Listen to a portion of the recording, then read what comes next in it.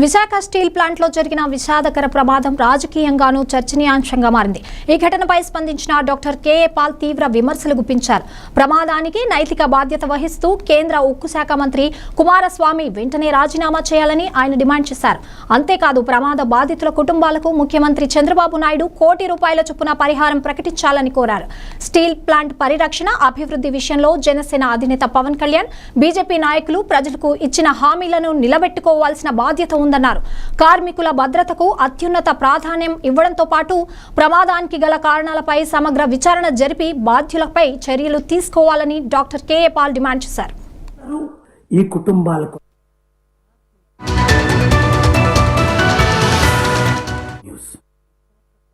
Steel plant లో 8 మంది మసైపోవడం, 6 చికిత్స పొందడం, వారి కుటుంబాల కష్టాలు కన్నీరు చూసి దేవుణ్ణి ప్రార్థిస్తున్నాను. అసలు ఏ విధంగా దేవుడు వారికి ఆత్మ శాంతి కలిగించాలని మాటల్లో సరిపోదు. అందరూ ఈ కుటుంబాల కొరకు ప్రార్థించండి. మీ అందరికీ తెలుసు, విశాఖపట్నం స్టీల్ ప్లాంట్ కొరకు గత 5 సంవత్సరాలుగా నేను ఆంధ్రప్రదేశ్ హైకోర్టులో ఫైట్ చేసి 8 లక్షల కోట్ల స్టీల్ ప్లాంట్ ని అమ్మకుంటా ఆంధ్రప్రదేశ్ హైకోర్టులో చీఫ్ జస్టిస్ ముందు, జస్టిస్ నరేంద్ర గారి ముందు, జస్టిస్ శేషాయి గారి ముందు నేనే వాదనలు వినిపించి ఇప్పటికి కూడా అమ్మకుంటా కాపాడుతున్నాను. కానీ ఈ రాజకీయ నాయకులు ఏం చెప్పారు? మేము విశాఖపట్నం స్టీల్ ప్లాంట్ ని కాపాడుతాము, అభివృద్ధి చేస్తాము, అమ్మకుంటా ఫైట్ చేస్తామన్న పవన్ కళ్యాణ్ ఏమయ్యాడు? ఈరోజు చంద్రబాబు నాయుడు గారు పెద్ద పెద్ద వాగ్దానాలు ఇచ్చాడు. అక్కడ ఉన్న ఎంపీ, వాళ్ళ బంధు విశాఖపట్నం ఎంపీ, ఆయన పేరు గుర్తులేదు, వీళ్ళందరూ ఏమయ్యారు? ఇప్పుడేమో స్టీల్ ప్లాంట్ మినిస్టర్ వచ్చి కుమారస్వామి టూర్లు చేస్తున్నాడు.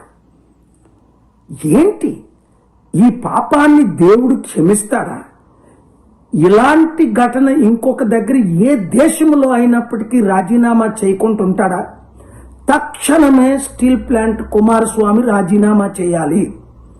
అప్పుడు ఏవియేషన్ మినిస్టర్ యాక్సిడెంట్ అయిన భోపాల్ ఫ్లైట్ లో 280 మంది చనిపోతే ఆయన రాజీనామా చేయడు.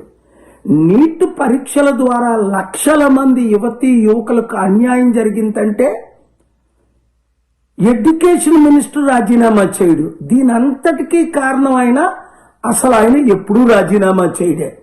చంద్రబాబు నాయుడు గారు 75 సంవత్సరాల్లో మీకు ఇంకా ముఖ్యమంత్రి పని చేయడం వస్తుందా? రాజీనామా చేయొచ్చు కదా.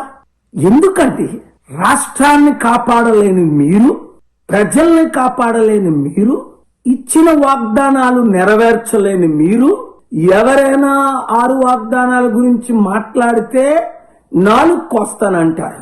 నేను నోరిప్పి కేసులు పెట్టి ప్రజల కొరకు, ప్రత్యేక హోదా కొరకు, స్టీల్ ప్లాంట్ కొరకు ఫైట్ చేస్తుంటే నా చారిటీలను దోచుకోవడానికి చంద్రబాబు నాయుడు గారు, మీరు, పవన్ కళ్యాణ్, లోకేష్, రామ్ మాధవ్, ఆ బీజేపీ ప్లాన్లన్నీ నాకు తెలుసు.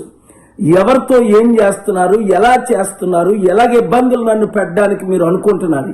ఏది ఏమైనా గుర్తించుకోండి, 2009లో 7 ఇబ్బందులు పట్టారు, మస్ అయిపోయారు. నేను ప్రశ్నిస్తుంటాను. నా విశాఖపట్నం ప్రజల కొరకు ఫైట్ చేస్తాను. నా తెలుగు రాష్ట్రాల కొరకు, ఆంధ్రప్రదేశ్, తెలంగాణ కొరకు ఫైట్ చేస్తాను.